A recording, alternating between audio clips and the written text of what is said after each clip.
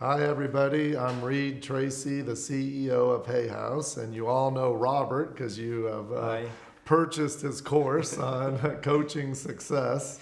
And we just wanted to have this extra video here to discuss coaching and like how you can build your practice and just some of the things that can add once you go through the whole coaching success program. So like extra material that you might not have covered in the program. And I think it'd be great to start off with like people signed up, got coaching success, and they think they want to be a coach, but what is a coach? What is it to you? And just so that everyone's in alignment there. Yeah. Well, I think the first thing to say is that coaching is probably the fastest growing profession on the planet. I mean, it's a really exciting time, I think, to be a coach. And the profession, in some ways, is new, but it's based on very old principles and practices as such. I began training in psychology first and moved into psychotherapy and counseling. And that's essentially how I made my living to begin with. And then I stumbled across coaching, as you know most people do. And when I really took a look at coaching, I thought, actually, here's a wonderful opportunity to take everything that I've learned so far from psychology, but actually do something that in a way is very practically based. I mean, one of the great things with coaching is you get into a conversation and you set up an action and you see a change. You know, it's very, very practical in that sense. You're looking for results actually very, very quickly. And also, I think with coaching, one of the big distinctions for me is that coaching isn't really about fixing people. One of the things that I learned from my work in psychology is that actually the people I was working with, most of them weren't really, they didn't need more therapy, they needed more clarity. And I actually remember, Reid, when I was studying psychology and I was studying Carl Jung, who was one of my heroes, Carl Jung said a third of the people that he saw, a third of his clients, weren't really suffering from an illness, they were suffering from an aimlessness.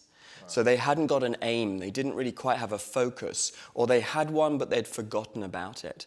Or they needed to create a new focus that was more up to date. It reflected who they are now as opposed to who they were 10 years ago. So he made this point that actually a lot of the time when we really need to, this sort of work, it's not because we're ill or we're suffering or there's something wrong with us. It's just actually we need to get on with our lives and we need greater clarity. And I think coaching focuses on that. Coaching is about clarity and it's about helping people with that. So in the coaching success class that everybody has, you go through in that class to teach people what they need to pay attention to be a better coach? Yeah, I set up a company called Success Intelligence in 2000. And Success Intelligence was really a boutique consultancy. There was just a small group of us offering coaching journeys and leadership programs. And Success Intelligence really is about applying wisdom to the big subjects like success. Our main proposition with Success Intelligence was that the challenges we face today don't require more effort, they require more wisdom. So that was our lead thought. That was the thought we put out into the world. That was the invitation, if you like. Now, when I'm coaching coaches, I'm asking them really to think about, well, what is success for you as a coach? How will you define success? Are you going to define it by the number of clients you have, for instance? Are you going to define it by the amount of money you make?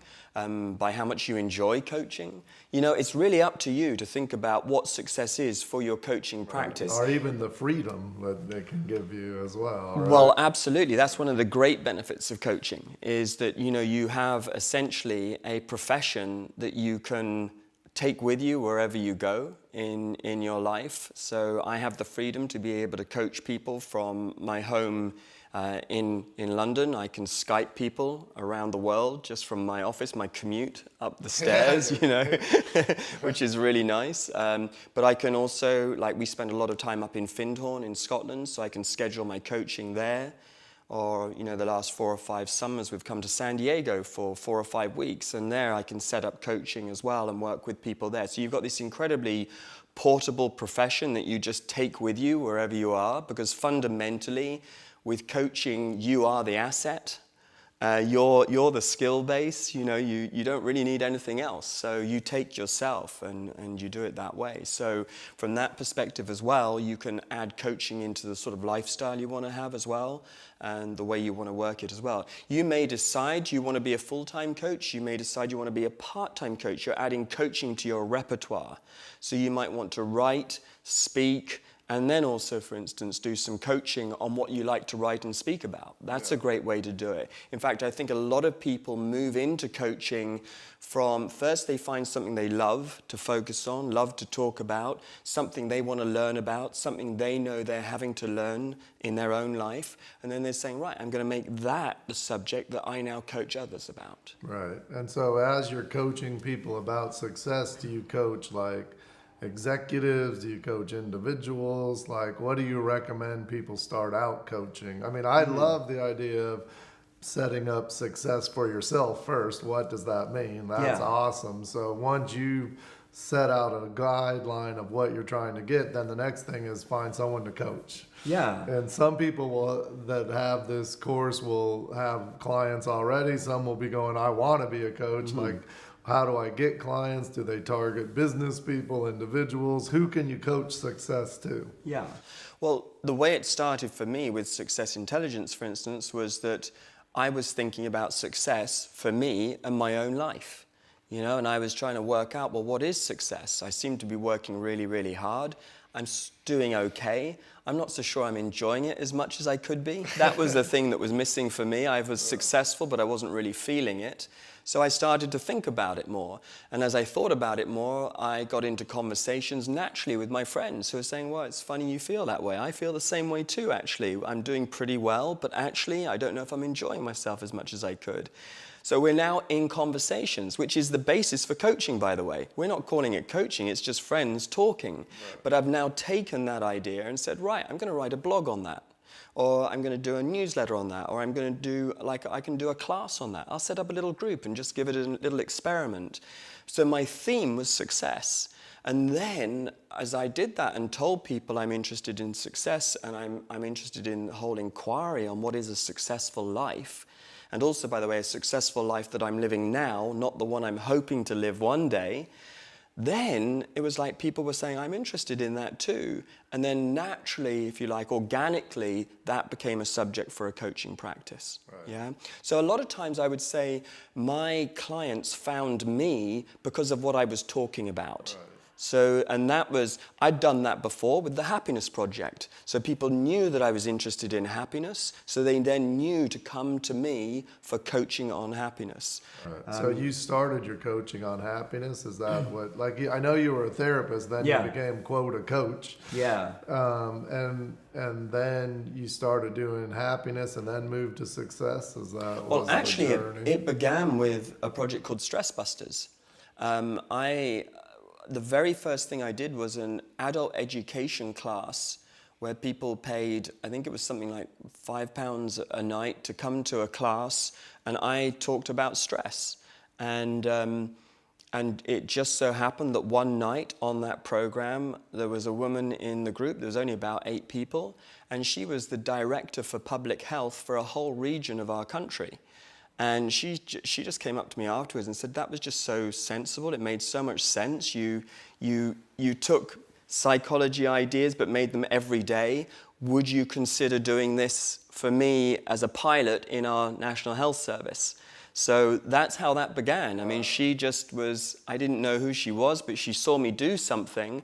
And I just, for those adult education classes, I mean, that was a very, very small start, but I was doing something. So I gave the world a chance to see that I was doing something. From there, we ran Stress Busters, which were classes, we did them mostly once a week. They were free. And from those classes, sometimes people would say, I'd like to go a little bit deeper with what we were looking at this week. Is there any chance I could have a one-on-one with you? Yeah. And I was able to say, yeah, we can do that, sure. And, I'd work out a fee that felt good. And so it evolved in that very organic way. So mostly it was from doing groups Right. from groups, we then went into the one-to-ones. Right. That's Yeah. great. Yeah. Like when I advise coaches, what I advise them to do is a little different because you started before the internet became big. But what I advise them to do is to do free groups, like either do a free Zoom session for a group or a free like webinar or a free some call, anything you want to call it.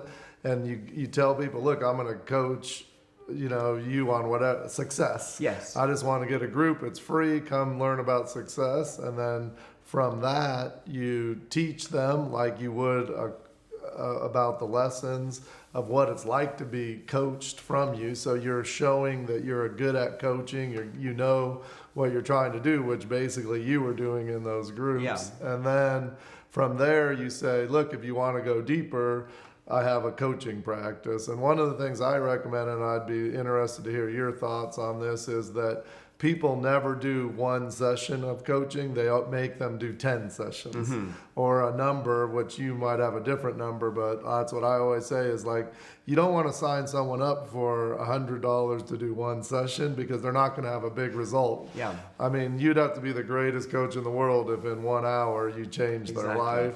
But I think that it makes a commitment from them so that you can have success as a coach to say, it's $1,000, it's 10 sessions. And the numbers I'm saying could be different. Some of you might charge 1,000, some might charge 100, some might charge 10,000.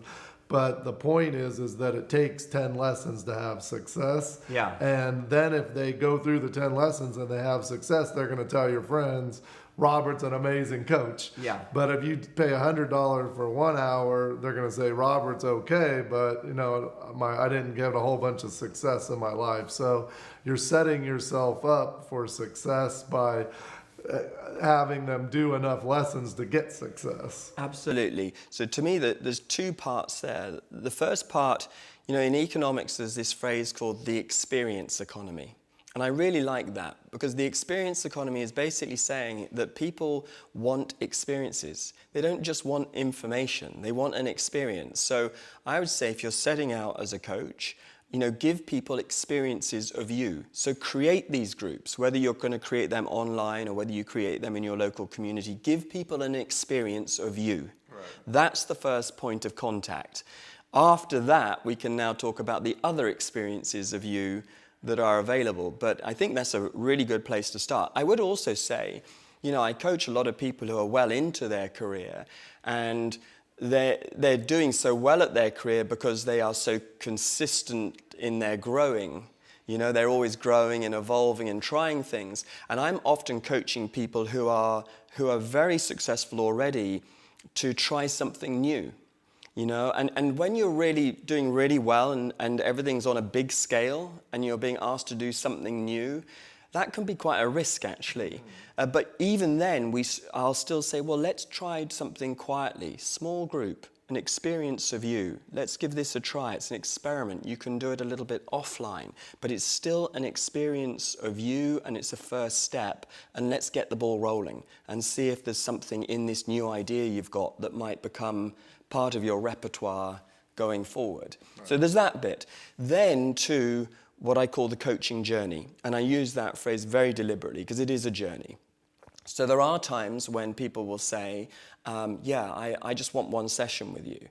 And, when you're first starting out, you've got to hold your nerve. Yeah, because it's like, exactly. It's like, all right then, But actually... Rent is due this week, so $100 will be fine. Exactly, that's right. Or 100 pounds or 100 euros, whatever That's right, feels pretty good. I need that 100 pounds. I don't want to risk, losing that. But then again, in a way, this is the interview process. So I would say if somebody's saying, well, I only want to do one session with you, I might come back and say, well, maybe that's part of your problem. You've only got time for one session. Whatever we need to look at here is going to take longer. You need to make more time for you in your life. And if you're going to be with me, you're going to be making more time for your life. So let's just get with the program here. So in a way, I'm being firm up front. I'm risking losing my $100, my £100, but at the same time, I hopefully have a definition of success about how I want to coach, and I trust that it is a journey. Yeah. So when it comes to the number of sessions, well, mostly for me, it's usually I take 6 or 10 or a year. Okay. So those are my 3 that I tend to work with. And do you do 6 or 10 or a year with different types of clients, or like? Yeah. Like I know you do corporate coaching because you coached us at Hay House, you coached our leaders at Hay House, and I know that's one of the things you've done, you know, as part of it. But is there a different approach to corporations versus individuals versus all the different options that are available for people? Yeah. So firstly, we can apply that question, well, what is success for this coaching journey? So we'll start there maybe. And so sometimes for the people who are leaders in very demanding situations, they may say, look, I think right now I definitely need a session with you once a fortnight, but actually I'd also appreciate a weekly call. So we start to get a feeling for what's really required. And there are those cases, and there have been those times where I'm coaching somebody, I'm very close to them, possibly for a whole year, and we will call that a 1-year program and then work with that. And is that mainly executives or is it individuals too? It's mostly people in leadership positions in businesses, but it can sometimes be in theatre. Actually, it can be in education and healthcare.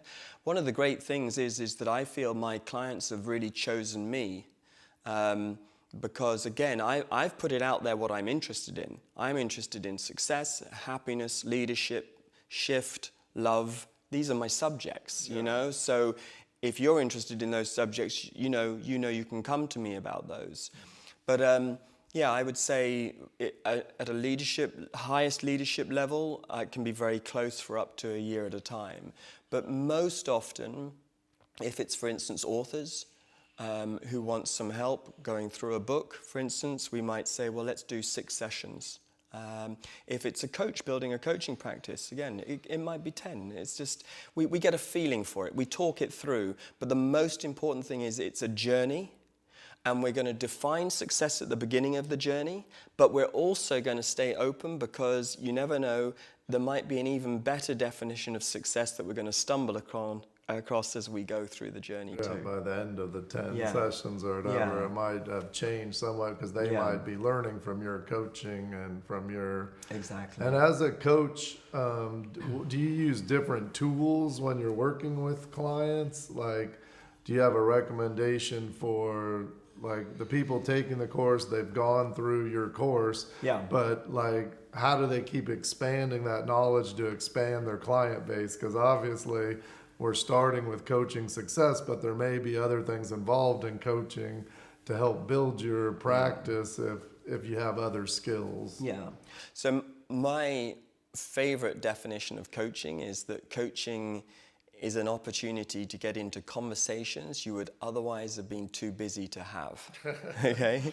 So what we're doing in coaching is we are punctuating the busyness of our life. We're making sure that we stop, we pause, and fundamentally we get a chance to reset and really like focus all over again.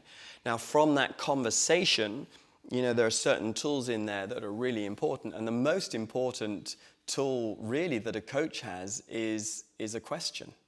That's it. Basically, a lot of the time what I'm looking for is the question that this person needs to ask themselves. Why is that? It's because the question is what's going to help access their best thinking. And I created the Happiness Project on a question, which is really, is it possible to help people be happier? With success intelligence, the question is, what is success? Yeah? So you're looking for a question. And so for instance, one time I was working with somebody who was in charge of 10,000 people in his division, and he was going through a huge amount of changes within the business at this point. It was incredibly overwhelming. He was being really reactive. There was no chance to create. And what actually happened was I remember he felt completely overwhelmed. and like there was nothing he could really do about his situation. And I was sitting there starting to feel completely overwhelmed, like there was nothing I could do for his situation. And literally what I knew to do was I said, shall we just have a break and make a coffee?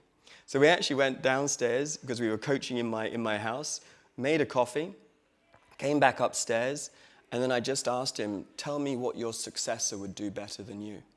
Wow. And it just stopped everything. And he literally, I mean, it sounds like a little film or something, but he literally said, that's all I need to think about. I'm going to stop the session now and go away and play golf. And he went off and had a game of golf and just thought about what would my successor do better than me. And he came back. His first decision saved that division £10 million inside about 3 months. Wow. So that's by finding the question. Right. You So know? That's your job as the coach, is really Find to the be question. a good listener. Yeah, be a good listener and find the question. The poet Rilke talked about the living question. It's like, what's the question I'm living right now? And what's the question I need to live with so that it can, you know, inform me and guide me in my life right now. And it could be, how could I be being more authentic? Like as a writer, for instance, I was coaching somebody recently in their writing journey and with their book, and I was encouraging them to really write one true sentence at a time and to make it the truest book that they'd ever written.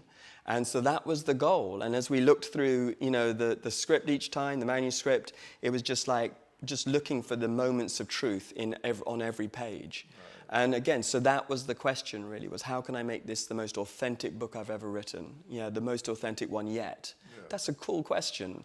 That's what's great about coaching. You supply the question and then the inspiration comes from the question. That's amazing. So when people are coaching, can they, like, let's say that you get good at coaching and you get a whole bunch of clients.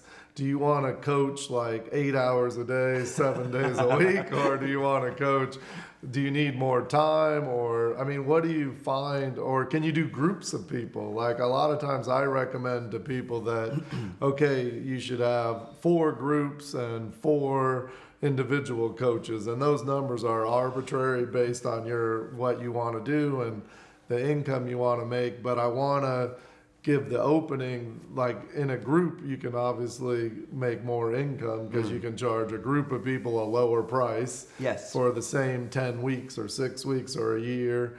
But do you find the groups as effective, and do you use groups, or do you recommend that coaches use groups once they get too busy to do individual?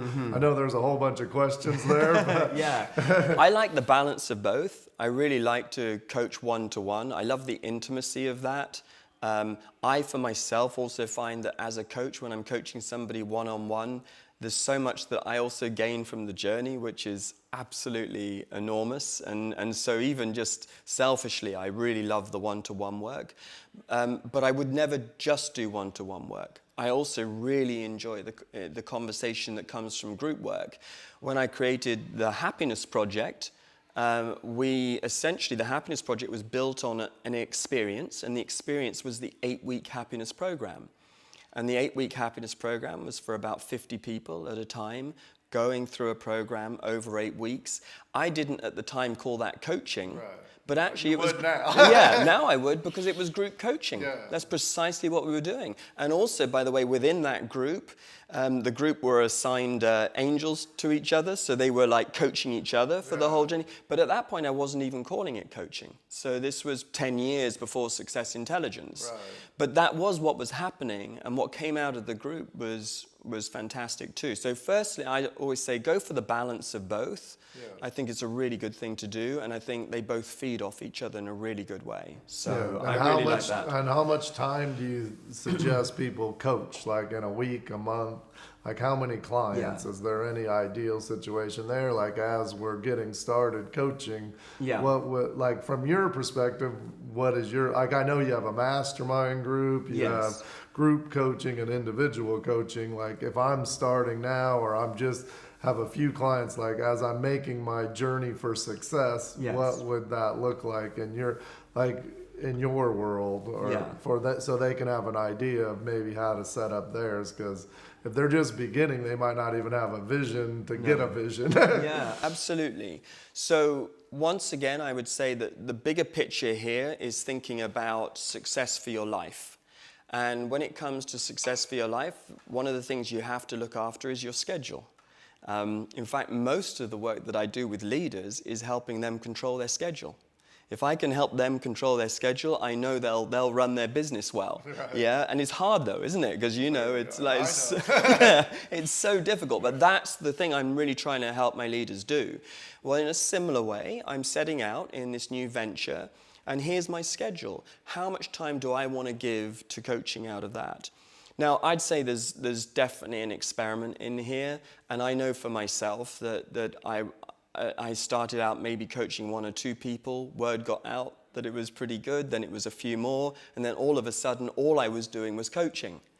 And that was great for a while. It was also really good for the income, so I was really happy. But then I had to take my next risk. And my next risk was to coach less so that I could think about more about what I was actually wanting to coach about. So I think these are the risks that come along the way when you're growing. It can't always be a harvest time. It can't always just be about those financial moments. I think sometimes you have to stop.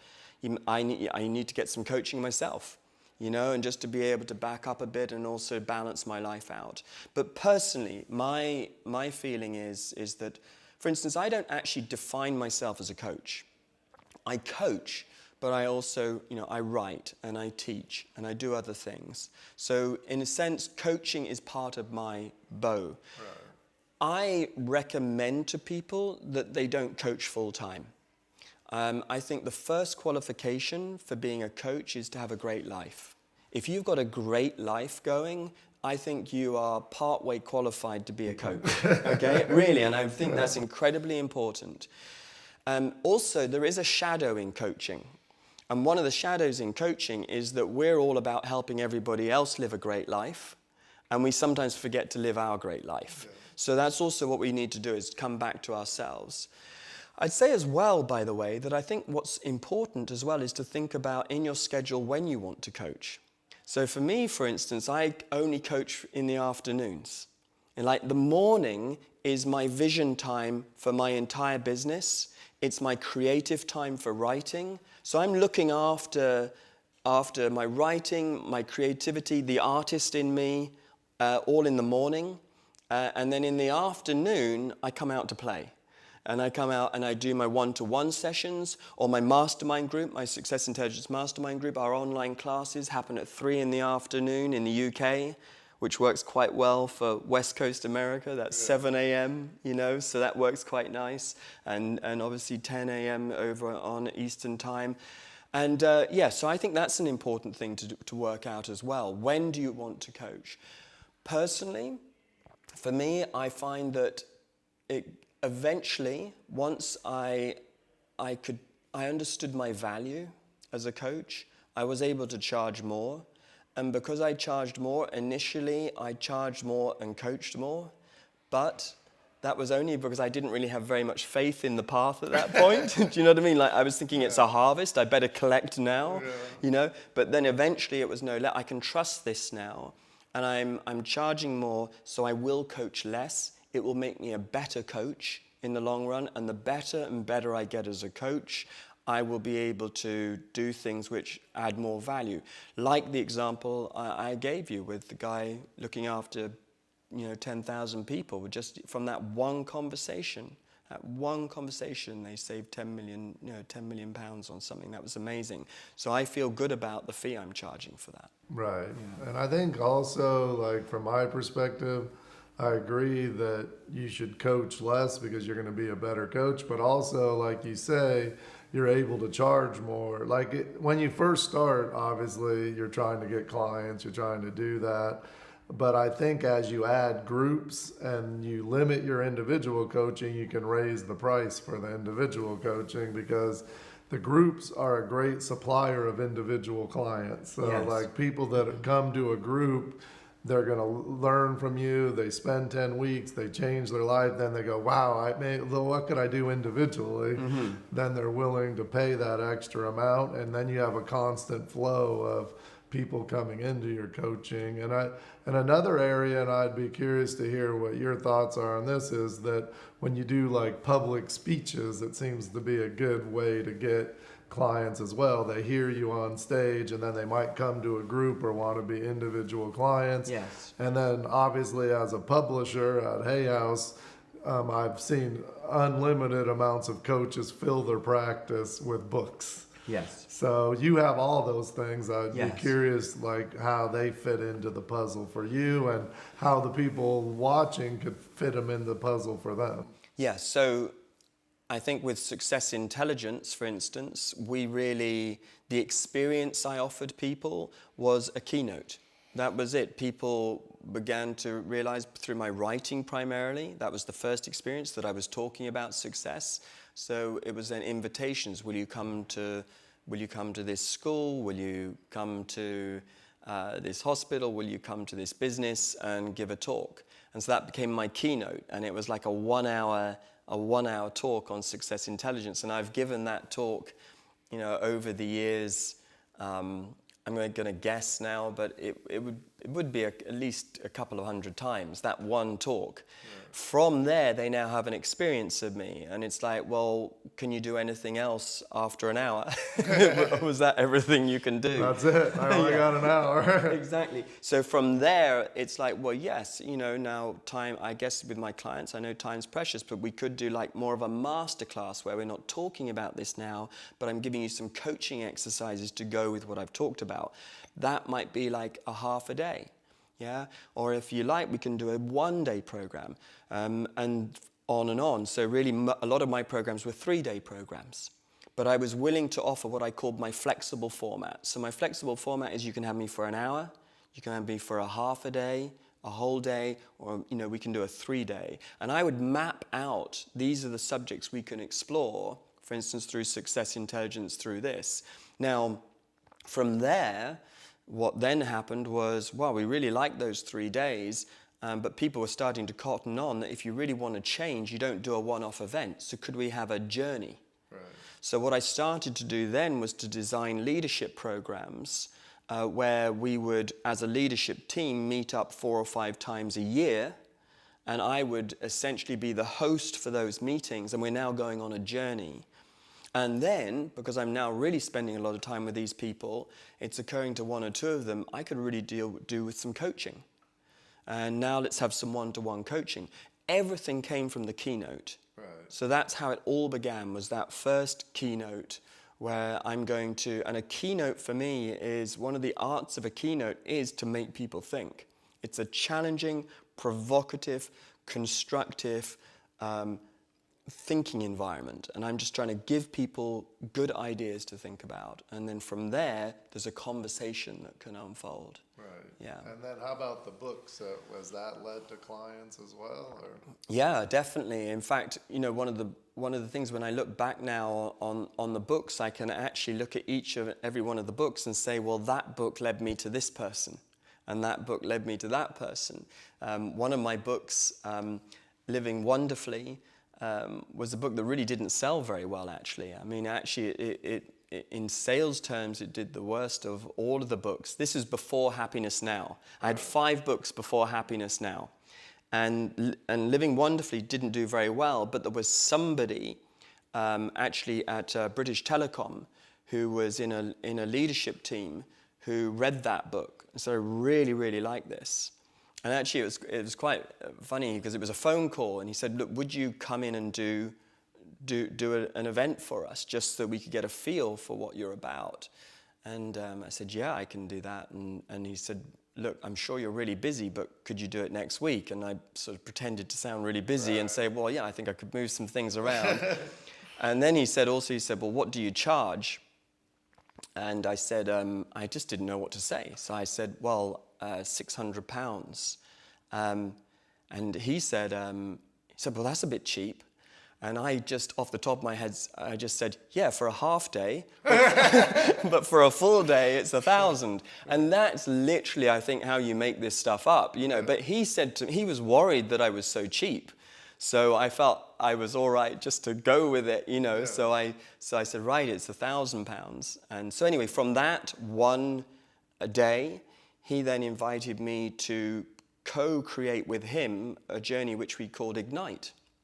And it was Ignite, a journey of self-discovery for leaders. And we ran that event so many times that we made over £1 million with it. Wow. Okay, And so that was just from a book. and that was from that one. If I think, for instance, I mean, authentic success. I mean, one of the great things that for me has happened with authentic success would be, for instance, the work that I now do at the University of Santa Monica, which you know, that's a place you and I both love, and I love being on the faculty at the University of Santa Monica, and I'm there essentially because Ron and Mary Hulnick read Authentic Success. So I couldn't be happier. And I now work on their coaching lab and on their main coaching program. So each book I can look and say, actually, in a way, that became a calling card. You know, and in a way, that is what it is. It's a correspondence with the world. You send a letter out to the world, and you see who replies. Exactly. I mean, that's the one good thing about doing a book, even if they self-publish the book, and even like you say, I think you mentioned before that like 1,000 people only bought that book, but it led to $1 million in sales. Completely.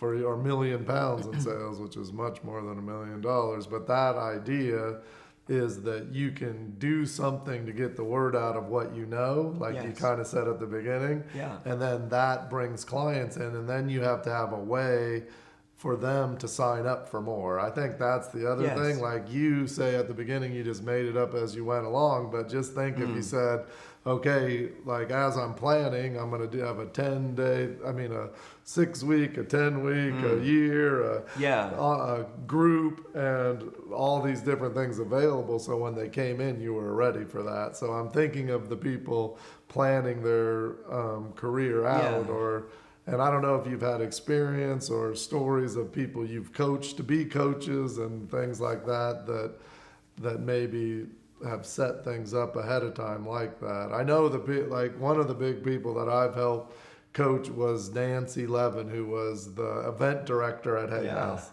which has nothing to do with coaching or anything. And she took Debbie Ford's coaching program for herself, which many of you are probably taking the coaching success for yourself. Yep. And then she realized she had some tools that she could help some other people with. And then she wrote a book, and she's done some talks, and I told her exactly what I said earlier, which was, don't just do 1 hour coaching. Yeah. You know, say that it's $1,000 for 10 hours. And she's like, no one's going to pay $1,000. I said, just say it and see what they say. And a lot of people did once they experienced her coaching. And then she set up those groups, and the groups were less. So let's say they were $500 for 10 sessions instead of $1,000 because it's a group. And I recommended to her that not more than 12 people in the group at the beginning, because there were 2 reasons I said that. Number one, I think like you need experience as a coach to deal with a bigger group. So when you're first starting with groups, you might want to start with a smaller number. I don't know if you have an opinion on that, like the number to start with in a group. Yeah. Well, when I first did group work like this, it was with leaders from different fields. We didn't call them mastermind groups at that point. It was they were just like leadership journeys. And in particular, I remember we would meet in this one castle, Leeds Castle, and we were all from all different industries. There was aviation and publishing, I mean, all sorts of industries. And it was great fun because fundamentally we were this great think tank. And we were just, again, success intelligence, that main idea that the challenges we face today don't require more effort, they require more wisdom. So that was just so good. We had this going on. We then, I mean, to put that into a success intelligence mastermind group, which you've helped me with, you know, I went with 10 people initially, and I think it's a great number for intimacy at this stage, for co-coaching as well, and I think that's a nice number. So for personally, I think that works pretty well. Before that, I had a group of associates essentially who were with me the whole time with Success Intelligence. And so whilst I had created Success Intelligence and was running it, I was training my associates to work with the principles of success intelligence as well. And again, the most important thing about coaching is you are the asset. And what I was trying to do with Success Intelligence was to create lots of principles and practices where you don't need to wear a t-shirt that says Success Intelligence on it. You just have to be you, and you can use these principles. And now people using those principles and who were associates of mine, they did amazingly well. Several of them made more money than me and have continued to make more money than me. They just have. It's because it's their choice. It's how they want to do it. One guy in particular went from 20,000, from about 20,000 pounds, it went up to about, next year was about 50,000. And then after that, it just doubled every year. So it went 50 to 100, 100 to 200, 200 to, and then to 400. And most of the conversations, funny enough, that I would have with him, he just got more and more anxious. Because he was just like, well, how do I make that much money again next year? And I said, well, look, I can't help you with that problem. I can be, it's like, but the point is, he went great with it and he loved it. The principles work. That's the fantastic thing. They really do work. So that's great. And I suppose because I've seen people, this is the other thing I suppose, is once you see people really benefiting from your work, then you're convinced of your value, essentially, and then you think you get an idea of what you can charge and what you can't charge as well. And how about for all the coaches listening, which I know are watching, that there's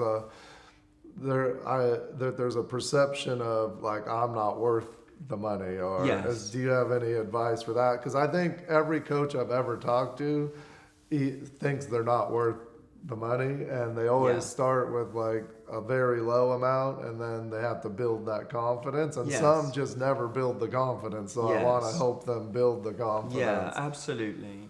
Well, so there's a few bits to that. I'd say the first one is, I'm going to sort of start with quite a high point on it, which is that if you're willing to do something for nothing, I think that tells you that you're in integrity. So, and often our first offerings are for nothing, and I think, it's all right to know that that's how we start out. I like to think that, I don't think the Rolling Stones asked for $1 million every time they played a gig in the beginning. You just want to play the gig because you love what you do. So I would always say, if you're willing to do this for nothing, then you are in integrity. After that, we then have to build up a sense of market value. Does your landlord agree with that? Yeah, exactly. We then got to move on. He's not willing, probably. He might not be in that great of integrity because he's not willing to let you stay there for nothing. Exactly. So then you're going to go to your market value and say, well, what is the price out there that we can afford to charge? And then you get your confidence going a little bit that way, I think. But also, I think as a coach, you have to start to ask for feedback about, well, why do you come to me for coaching?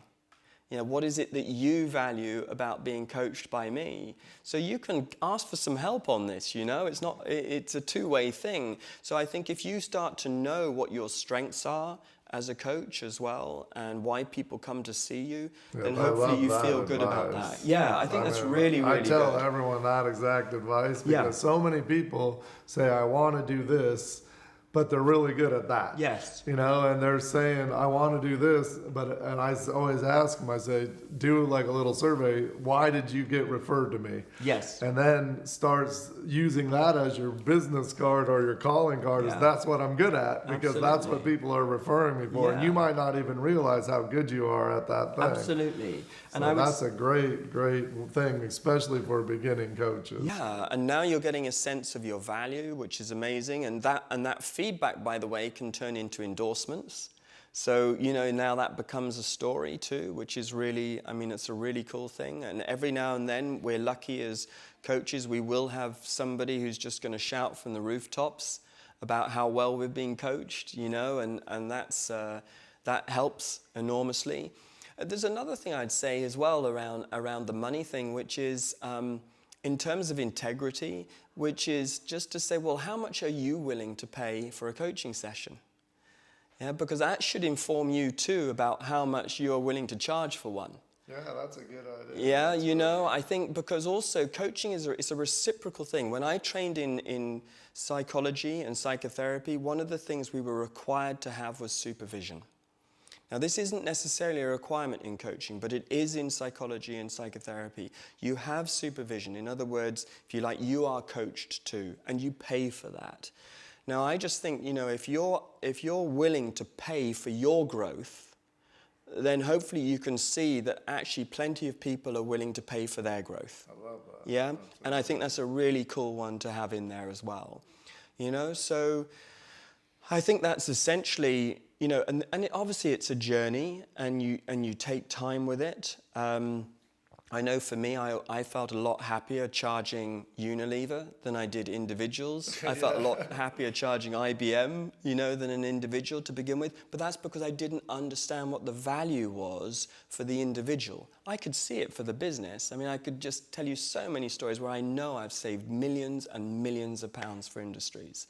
And also helped earn millions and millions for them.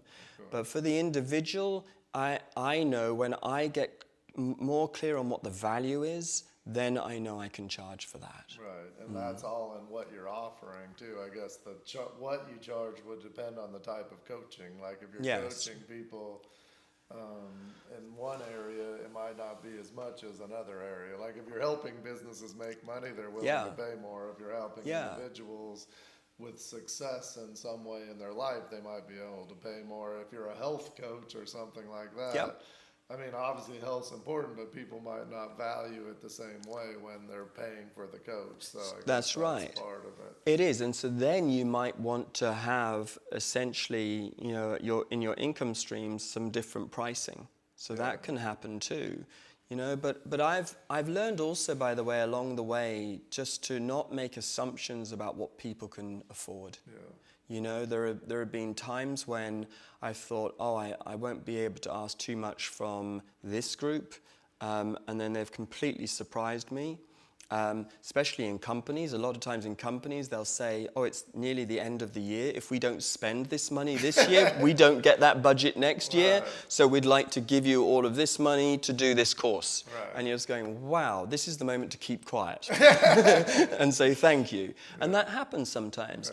And there have been times when, for instance, I've been writing a book of poetry, which I'm doing for nothing. And I don't know if I'll ever make any money from writing my poems. And then I get a call out of the blue from a poet who says, can I be coached by you? Wow. And I said, wow, that's amazing. Honestly, it sounds great. I'm not sure if I've really got the time in the schedule. And they just said, well, just tell me, how much do you charge? And I gave them my basic rate, and they said, I can afford that. Wow. Yeah, I think asking for it's hard part of it. Right? Yeah, but learning also, just don't put your story on other people. Right. Yeah, don't put your story on people. Give people a chance. What I would say is, as well, is that I do think we can charge too little. Yeah. And, well, like the story that I gave of British Telecom when I said £600, and they said, is that all? Yeah. You know, like, I think that's disconcerting as well. Sometimes the more you charge, the more people participate and expect from it, and they think, wow, he must be good. Yeah, but fundamentally I would say, in a nutshell, integrity is the first thing. Are you willing to do this for the love of it? Integrity, are you willing to pay for it too? Yeah, and I think if you've got that balance, like, this is how much I'm happy to pay for coaching, so therefore I can also charge that. That's your integrity bit. And then after that, it's value. What is the value that I'm adding here? So that's the feedback, and then market rate. Talk to coaches about what's possible. And then I suppose, you know, we take a risk, and what we say is, well, look, I've got 4 or 5 people, and I'm charging, you know, $200 for these people. There are 1 or 2 people asking for some more coaching. What if I said $250 now? Right. And I don't know if there's a way around that. I think we just get comfortable in our own skin with what we're doing, and once we know coaching works, then we can afford to charge for it. Maybe if there was one other bit of integrity to it, it'd be to say, well, why am I charging this much for it? And because, for instance, maybe by charging this much for our coaching, it gives us a chance, for instance, to do a radio show for free, or something else for free. So again, in your integrity, just work it out. And I think if you know you're in integrity, then I think that's going to help. Yeah, and I think, like you said in the conversation, that you don't want to burn yourself out as a coach. So as you get busier, naturally the rates will go up, and holding to your success plan of the lifestyle that goes with being a coach, Yes. you should stick with that. That's It's right. going to be hard, because when people start giving you more and more and more, saying, I'll pay you, it's Yes. probably hard to turn it down at certain points. It is, Until you yeah. realize that by turning it down, you're making it better for your life, but you're making it better for your income as well. Yes, and those are the nice high-end problems to have, but they are nonetheless problems, because sometimes too much success, in inverted commas, stops you taking the step for the next level of success. And so there is a point in your journey where, again, at some point you sometimes have to let the field be fallow for a while. And you have to say, look, I could max out on all of this, but if I do that, I'm probably on repeat. Right. And if I'm interested in a life of growth, which most coaches are, then there comes a point where I have to say it's not always going to be harvest time. I am going to have to take some time to think, and maybe I want to think about, well, I know what success is this year, but I'm going to give myself a lead time where I'm trying to create my life for next year. There'll be a bit more space in there. So maybe I'll write a book. My income will drop for a while whilst I'm writing a book, but I know then the year after it picks up again and actually increases because I've taken some time out to write a book. Right. So those sorts of conversations I think you need to have with yourself and your accountant, perhaps, to be able to do that. By the way, in my accounts, at the top of the page, I have a Louise Hay inspired affirmation, and it just says, my income increases in delightful and surprising ways. Good. And I love that one, because I would have to say that I really do feel my market has always found me. Right. I've put myself out in the world, that's the bit that I did, but my market has always found me. That's a big part of it. Like some people are, say I went through this course and I can't get clients, but the only way you're going to get clients is by being out there in some way. I think we've gone through a lot of that. So as you're being a coach, like this video is on being a coach, are there any pitfalls that people should avoid? Like, you've been doing this for a long time now. Is there anything that they should look out for? We've kind of helped them think about their income. They think about setting up their own path for success, but is there anything that, like a few tips that you can give of what to avoid? Definitely. I'll frame it in a different way, and I'll say, I think of every coaching client as a curriculum, as a classroom. And this would be a really good exercise to do. It'd be to have a coaching journal. This is something we didn't talk about on the program. That's great. All right. So create a coaching journal, and with each client that you have, spend some time thinking about, in particular, I'd say the lesson I've learned from coaching this person, the success, the big success that I would take away from coaching this person. I love it. Yeah. How I grew as a coach coaching this person. Yeah, because the chances are I would have had to have grown. I'd have had to come up with something to match them and be able to support them. So think about a growth as well. And then maybe one other question would be something like a lesson. I think we've done that. We've done lesson, growth, and for success. each of you along the way, right? So those three you're are really saying good. What you got and what they got. Well, that's right. You do it for them as well. I like that. Exactly. Yeah. But that helps you, I think, with every coaching client, fundamentally, truly absorb the craft. Because that's the thing here, is we're trying to absorb the craft of coaching. So, and that's a really good way to do it. By the way, by doing that, you might be well on the way to, a great series of posts as well. Because you can obviously, this is a confidential process, but the lessons you've learned, the success you've had, the way you grew as a coach to do this, that's something you can talk about, and that's great. And also it'd be great to look at that after a year, right? Yes. You go back and go, wow, I've had 25 clients in the Yeah. year, and Yeah. there's a theme here of what they've Yeah. learned, or a theme of what I've learned, or maybe some things I need to work on to get better at coaching. Totally. So kind of you get that feedback from Yeah. the client and for yourself, because you always think you're going to remember it, but you never do. No, you don't. I always Yeah. notice that myself, like especially as I get older. Like I think when I was younger, I used to be able to remember it all, but, Yeah. but now it's like I'm gonna do that next week, and you're like, if I Yeah. don't write it somewhere, but Write it especially down. after a year, it's hard Yes. to go back and look, Yeah. and that would be a great resource for you as a coach to really remember why you're doing it and what you've done, you know? No, exactly. I love review. I think when you review, I mean, actually a lot of coaching is about that anyway. When people are coming to us, they're stopping and they're reviewing. But we need to do the same. That's why often supervision is good. That's why like my Success Intelligence Mastermind group is so good, because we're reviewing. Every time we have an online class, on the Mastermind class, we begin by sharing a success that we've had in the last 2 weeks. Yeah, that's awesome. So we're doing that for each other. And honestly, if we only did that and didn't put in the other content, it's amazing. So review is very powerful. In fact, when I did my leadership program with Virgin, which was a 1-year program, we ran that 4 times. Richard Branson would begin in January, and his one question for all of his leaders for the whole year was, how are you still growing? Wow. And then we would meet up, it's 4 or 5 times in the year, and we would spend the first half day reviewing how we'd grown as a leader in the last month or so. That's awesome. It is amazing, isn't it? So we can do that, I think, as coaches, keep a coaching journal, and I say identify the success, identify the lesson, identify how you've grown. Because also sometimes you'll make up tools in the moment, you know, which you didn't even, it just suddenly occurs to you, let's try this, let's try that. And then you've got something, and now that's in your repertoire forever, you know. So I remember doing that with people will know, have worked with me. I do a lot of what are called walkthroughs. So 0%, 10%, 20%, 30%, all the way up to 100%. And I had that in my mind one day, and then I just thought, well, let's just put these pieces of paper on the floor and ask somebody, in your writing right now, how authentic are you being?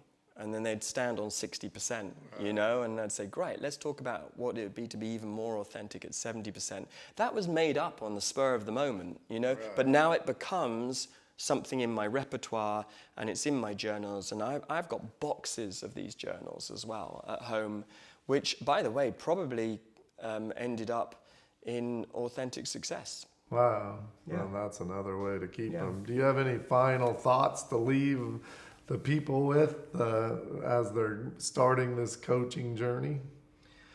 The most important thing is that to be a coach, you've just got to coach. So get out there and get going and coach people. If that's where you are in your journey right now, you know, the more you coach, the more you'll be able to coach. So just do it. There's no way around that. What I would say is along the way is make sure that you are getting support in being a coach. Although coaching is about supporting everybody else, the most important thing is to be supported too. I feel very fortunate in my life that I've had a number of great mentors. And I would actually say the best thing that I've ever done in my life is to collect some really great mentors. I mean, and that has been incredibly helpful to me. In fact, I don't think I could be who I was now without my mentoring. Now that's, by the way, another interesting subject. I know we're closing now, but the difference between coaching and mentoring. And, you know, the mentor is somebody who's just a little bit along the journey, further along the journey than you are. So they know something about your journey. And I would say as well, look out for your mentors. You know, recognize who they are and stick close to them. Yeah. Because I think if you have a really good mentor, that's a really good thing. One thing you can also do, which is close to that, is more of the peer coaching. that happens between coaches as well. And so, for instance, you might know of one other person who's wanting to build their practice. Well, you could do that together. You could support each other together. So that's coaches helping coaches. That's what mastermind groups are for as well. But actually, to finish on, I would say it would be find your mentors, know who your mentors are, get as close to them as possible, and then you will return the favor one day, which is you'll be a mentor to coaches too, and you'll find that's a great thing, because once you start mentoring, you start working how to do what you've done even better. Right. So it's reciprocal. You learn from your mentee. It's amazing. It's so cool. So it just goes on and on like that. So it's, so long as you're committed to your growth and you're willing to be brave, fundamentally, I'm sure you're going to be successful at what you do.